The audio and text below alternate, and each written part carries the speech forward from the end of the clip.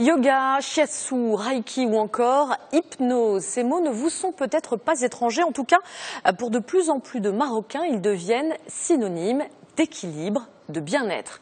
Pour apaiser la douleur, arrêter de fumer ou tout simplement se sentir mieux dans son corps, ces méthodes traditionnelles existent pour certaines depuis près de 2000 ans. Pour contourner la prise de médicaments, ils sont donc de plus en plus nombreux à avoir recours à ces méthodes dites douces, basées sur l'harmonie et l'équilibre des forces naturelles. Reportage à Casablanca, il est signé Khadija Hassan, à la caméra Yassine Hamdoun.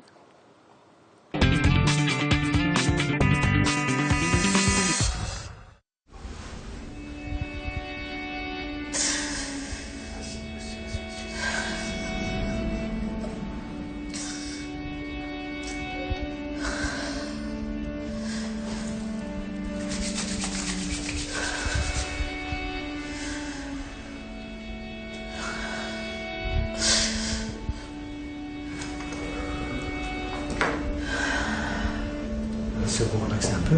Voilà. On prend un outil, je vais le faire entrer. C'est un outil virtuel. Et là, j'ai ce qu'on appelle Clean Energy, pour nettoyer l'énergie. Clean Energy. Alors là, je commence à sentir l'énergie qui sort. Cette femme vient de subir ce que l'on appelle un nettoyage énergétique. De quelque chose qui sort. Si maintenant on veut comprendre, il n'y a pas de médecine, il n'y a qu'une seule médecine.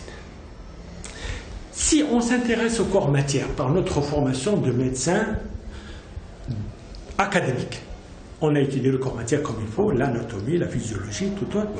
Là, effectivement, on traite le corps matière avec de la matière. Il n'y a pas de problème. La médecine a son rôle.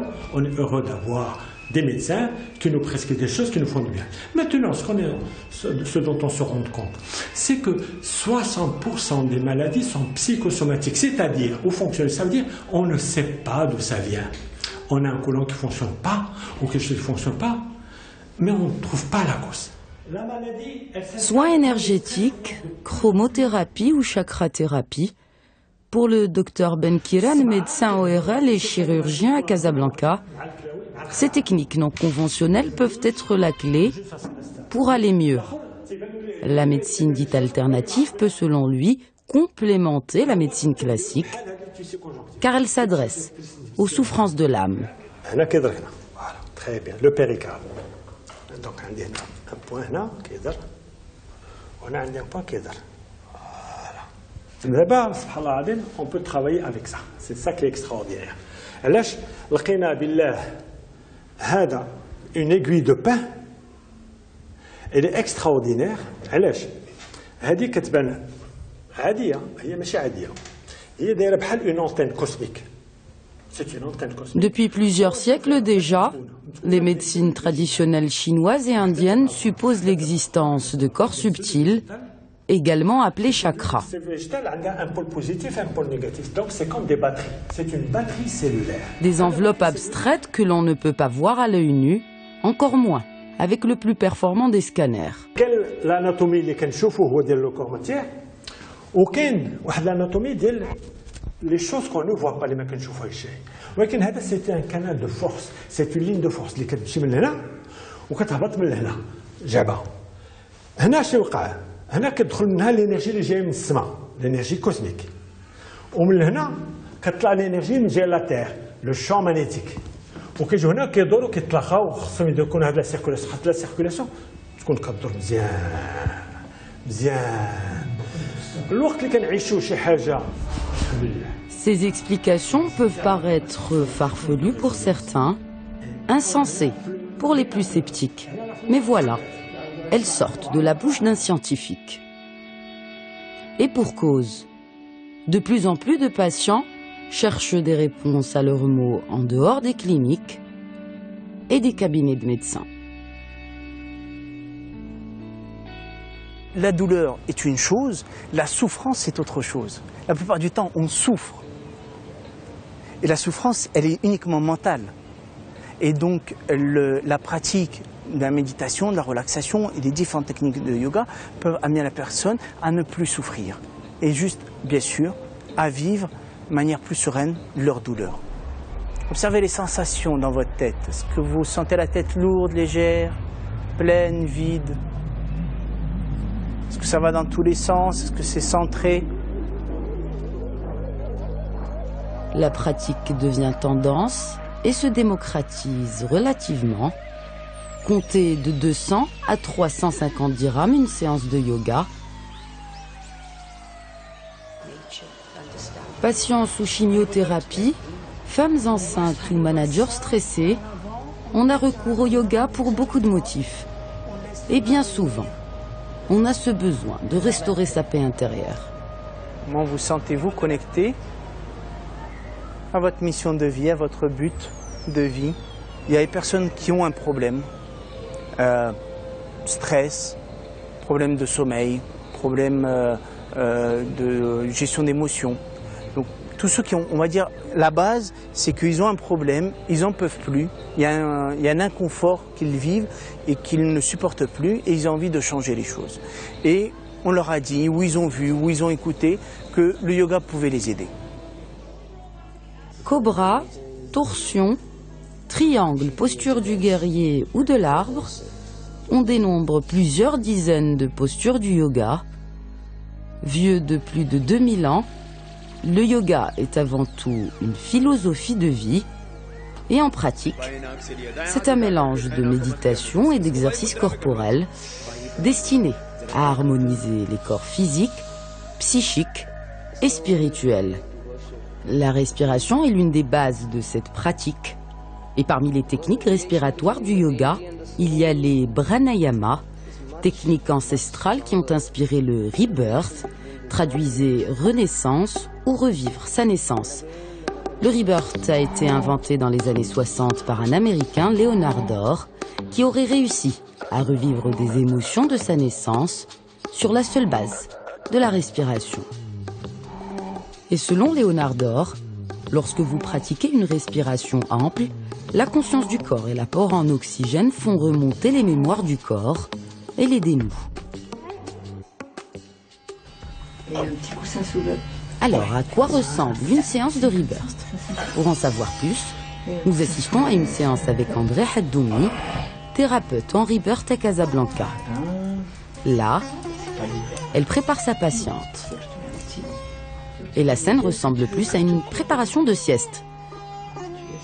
Après installation, André commence par guider sa patiente sur le rythme de sa respiration.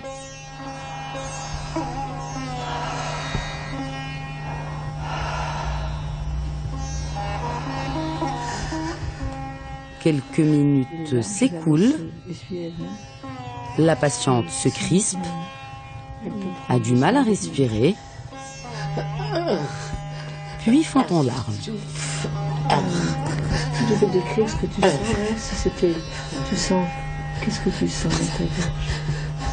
Ça se ferme. Ça se ferme. Il y a quelque chose qui ferme ta gorge. C'est pas agréable. Tout doucement.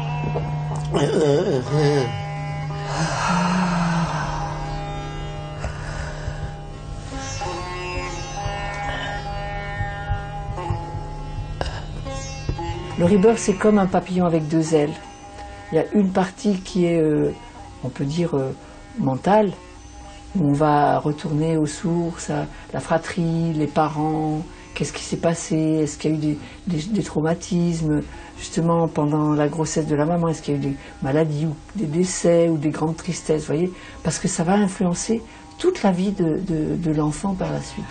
La première partie, ça concerne la partie, on va dire, avec le mental, avec les émotions, avec une partie où on parle un peu. Donc il y a un interview, enfin un échange de paroles.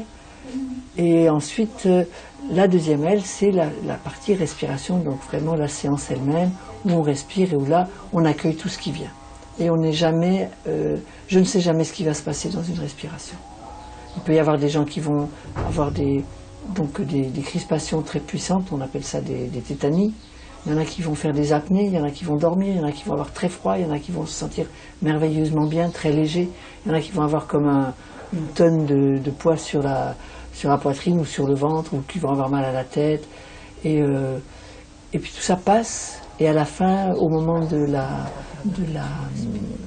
ce qu'on appelle l'intégration, qui se fait avec un peu de musique, à ce moment-là, vraiment, tout revient en place, toutes les sensations physiques s'annulent, les vibrations, les sensations de pesanteur ou autres, et la personne, en général, elle repart en se sentant vraiment très bien. Comme en psychanalyse, la thérapie du rebirth explore des parties de nos mémoires dont on ne soupçonne pas l'existence.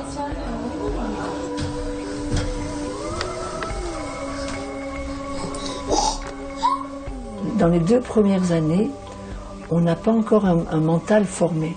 Donc on ne peut pas formuler ces angoisses, ces peurs, ces douleurs que l'on a vécues à ce moment-là. Et alors qu'avec le rebirth, c'est comme si vous ouvrez les vannes du subconscient et que ça permet de faire remonter les choses à la surface.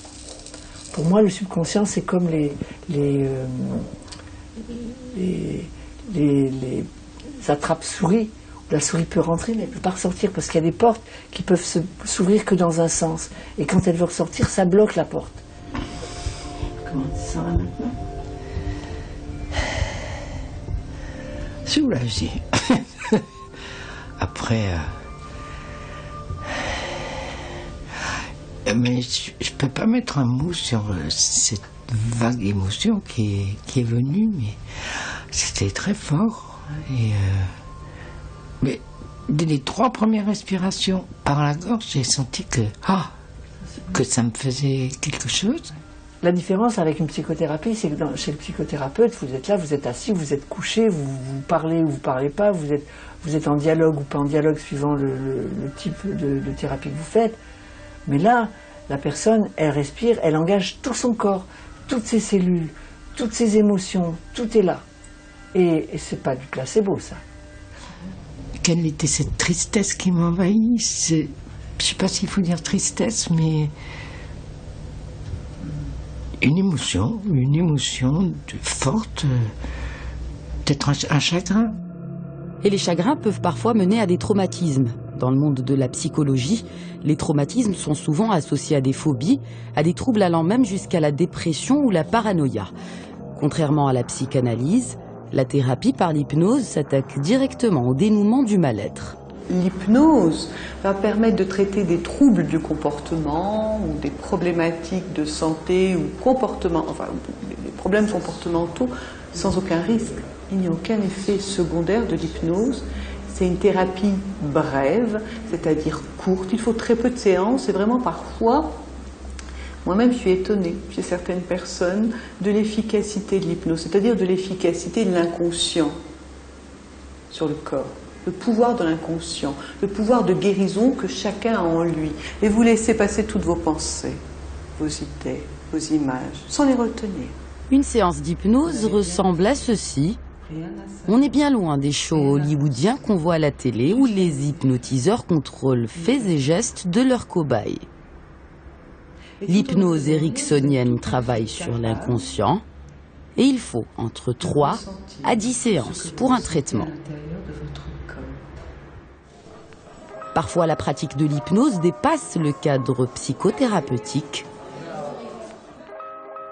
Dr Asma Khalid est anesthésiste réanimateur, mais surtout, elle vient de réussir une grande première, accompagner une chirurgie de la gorge en combinant anesthésie locale et hypnose par le chant. Opération délicate pour les cordes vocales de sa patiente, la chanteuse guinéenne Alama Kanté. D'après le Dr Khalid, l'hypnose a permis d'éviter une intubation trachéale qui aurait pu être délétère pour une professionnelle de la voix, de piloter la chirurgie et d'orienter délicatement et précisément le geste chirurgical. Cette Marocaine résidente en France aura toutefois du mal à pratiquer dans sa mère patrie, car le Maroc n'est toujours pas doté de législation concernant les médecines parallèles, malgré l'intérêt grandissant pour ce genre de thérapie. Sur le plan juridique, il y a un vide, et ce n'est pas à nous, médecins, utilisant l'hypnose dans nos pratiques, à juger ou porter un jugement. Il peut y avoir des gens très compétents parmi ces personnes-là, comme vous le savez, il peut y avoir des charlatans. Pourquoi elles vont aller voir? C'est parce que le médecin n'a pas pu remplir une case qui leur manque. Elles sont en état de souffrance au niveau de l'âme, au niveau spirituel. Qui va s'occuper d'eux? Bonjour. Hakim Bouzidi est ostéopathe. Il reçoit régulièrement cette patiente pour soigner ses douleurs à la nuque. Moi, Hakim est un médecin à part entière. Je suis chirurgien dentiste, donc je suis médecin. Mon père aussi l'est, ma sœur est médecin aussi. Donc je suis d'une famille de médecins traditionnels, enfin allopathes. Mais je pense que la médecine est beaucoup plus vaste que ça. Il y a toute la médecine chinoise, la médecine ayurvédique. Il y a beaucoup de thérapies qui ont été un petit peu laissées pour compte, je dirais, et c'est dommage. Donc voilà, on se rend compte qu'il y a un besoin nécessaire, que ça apporte une véritable réponse à notre corps, à notre mental. Et on ne peut pas ne pas tenir compte de tout ça aujourd'hui. Il arrive souvent qu'une douleur d'épaule ou une douleur d'un genou soit attribuée à une relation que j'ai avec un conjoint, une sœur, un frère, une père, un mère, etc. Que la douleur, finalement, des fois, vient révéler un conflit que j'ai dans mes relations, dans ma vie.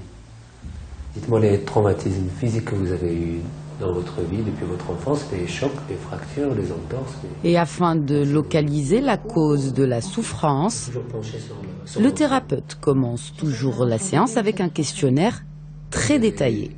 On nous apprend, en étant formé pendant 6 ans, 7 ans d'études, à interroger un patient. Après l'interrogation, à aller vers une observation, une palpation de ce patient. Et suite à ça, de mettre en place un diagnostic et de mettre en place un plan thérapeutique, un plan de traitement ostéopathique. Le diagnostic aussi est un diagnostic qui est ostéopathique. Donc nous, ce qu'on nous apprend dans notre formation, on nous apprend à placer ce qu'on appelle un diagnostic différentiel, c'est-à-dire qu'on est à même de savoir si le patient qui vient vers nous est de notre ressort ou est-ce qu'il faut le référer vers un médecin. Palpation, manipulation et cracking, ce sont là les termes de base de l'ostéopathie. Il faut savoir que cette médecine non conventionnelle est plutôt jeune. Elle a à peine 140 ans. L'ostéopathe travaille sur la reconstitution de la mobilité de différentes parties du corps, au niveau du crâne, des muscles, des tendons ou encore des viscères. Ces manipulations ressemblent parfois à des gestes de kinésithérapie, une technique paramédicale utilisée en rééducation musculaire. Et on va continuer à explorer la colonne vertébrale, ici, sa mobilité toujours.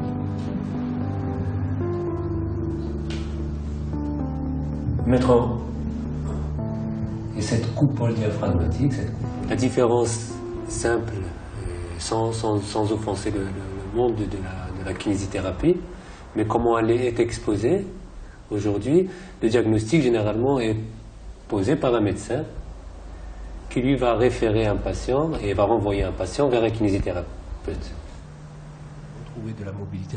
Cette thérapie s'adresse à des patients de 0 à 77 ans et certaines manipulations peuvent étonner.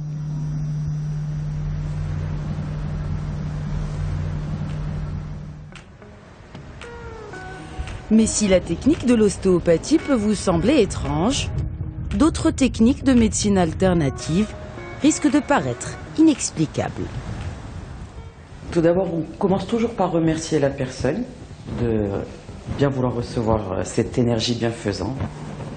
L'ostéopathie n'est pas la seule thérapie qui repose sur le toucher. C'est juste un toucher. Ce n'est pas des pressions, ce n'est pas un massage, c'est vraiment un toucher. À la limite, je dirais le toucher vital. Je pose mes mains, l'énergie passe. Puis après, nous descendons tout le long. Ici, Lili Mansour pratique le Reiki. Tout au long de la séance, elle place ses mains sur différents organes sans prétendre les guérir.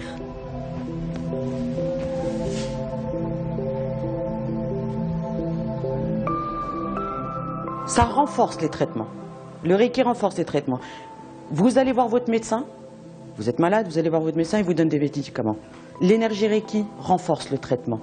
Du coup, vous vous auto-guérissez en plus de la médication allopathique. Vous apportez un plus. Ce plus, c'est quoi? C'est l'énergie. D'après les préceptes de cette pratique thérapeutique, le maître Reiki transmettrait l'énergie universelle. En japonais, Rei veut dire universel, et qui renvoie l'énergie qui circule en nous. Le centre d'enseignement et de pratique du Reiki marocain a déjà formé plus de 200 praticiens.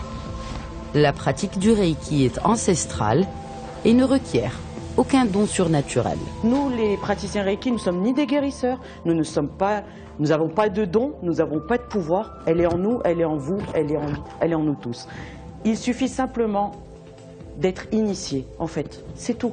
On a un maître enseignant pendant un stage, il nous offre, c'est comme un canal qui s'ouvre et qui nous permet de recevoir cette force universelle, cette énergie qui passe dans nos mains et on l'applique sur les autres et on les transmet.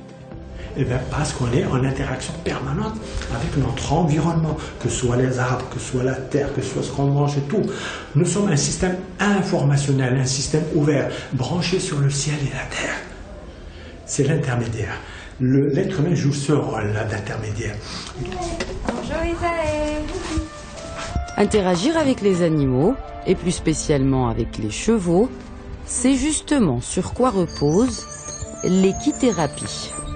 Il y a beaucoup d'enfants où l'importance du pansage, de toucher le poney, de se situer dans l'espace aussi de la carrière avec le poney est primordial dans la thérapie.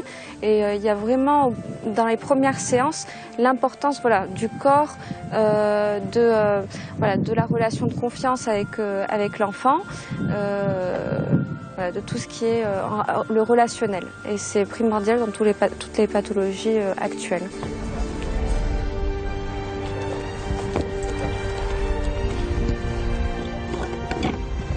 Sophia Habib est psychologue et passionnée de chevaux, partenaire qu'elle a choisi pour soigner ses patients.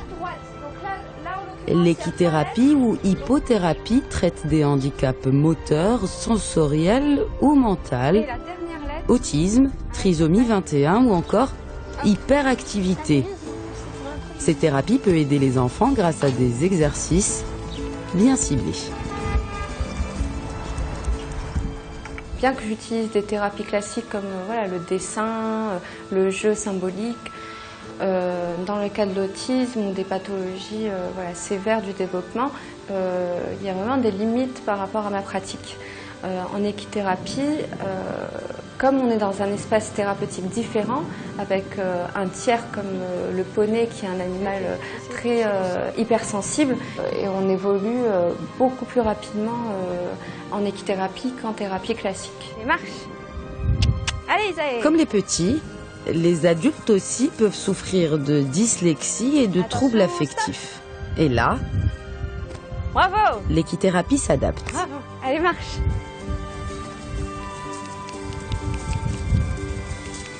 Il y a des pathologies à l'âge adulte qu'on peut atténuer avec l'équithérapie. Donc c'est tout aussi intéressant parce que là on n'est plus du côté poney mais du côté cheval.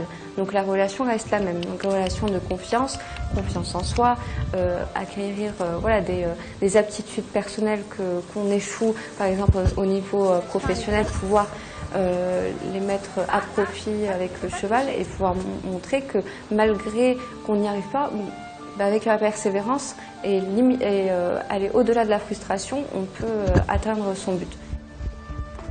Une séance en équithérapie revient au même prix qu'une heure avec le psychologue.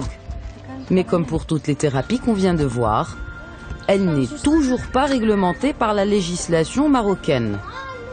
Du coup, ni le thérapeute, ni le patient n'est protégé par la loi. Et il n'existe aucune formation d'État qui garantisse la compétence des praticiens. C'est bon, tu peux lui mettre par terre. Tellement peu de choses mises en place qu'une thérapie qui a son effet, qui a montré son efficacité dans le monde, aux États-Unis, en France, donc qui arrive au Maroc, je pense que le parent qui a un enfant handicapé, il a juste envie de faire confiance. Aucun chiffre officiel n'atteste de l'efficacité des médecines parallèles. Et pourtant, Selon l'Organisation mondiale de la santé, la moitié de la population mondiale a déjà eu recours aux médecines alternatives. L'homme a parfois besoin de revenir aux essentiels, de se reconnecter avec Dame Nature, et c'est ce que rappellent les praticiens de ces médecines. Il suffit de faire ce qu'on appelle la mise à la terre. C'est la mise à la terre. Chacun devrait le faire. Marcher pieds nus sur la terre ferme. Marcher pieds nus sur, si on est au bord de mer, sur l'eau, dans l'eau salée, pour vider les ondes électromagnétiques. L'eau est un excellent véhicule pour vider les ondes électromagnétiques qui sont agressives et nocives.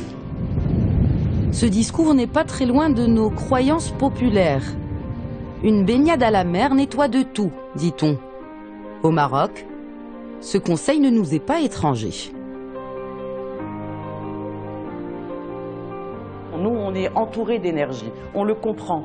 À partir du moment, vous savez, on va chez les guérisseurs au Maroc, on va chez les rebouteux, on va prendre doigt de l'arbre. Pourquoi ne pas essayer le Reiki? En plus, à partir du moment où vous l'essayez, vous voyez que ça vous fait du bien. Tout va bien. Il faut réguler tout ça, il ne faut pas qu'il y ait de vide juridique. Il faut qu'on prenne tout ça. Nous, on a la chance d'être marocains. Nous avons une culture, double culture. C'est ça l'avantage que nous avons par rapport aux Européens. Nous avons quand même une culture du traitement avec de l'eau. Bon, pourquoi ne pas combiner tout ça? Pourquoi rejeter ça? Parce que ça a toujours été utilisé. La chromothérapie, thérapie par la couleur, Avicenne soignée avec la couleur. Traitement des 4 éléments, tous les médecins arabes aussi ont traité les éléments. Est-ce que ça existe? Ça n'existe pas. Autrefois, la relation malade-médecin était privilégiée. Le médecin écoutait davantage son patient. Aujourd'hui, l'individu semble rechercher avant tout un bien-être total, à la fois corporel et spirituel, ce que la médecine actuelle ne peut pas toujours apporter. Et tu souffles.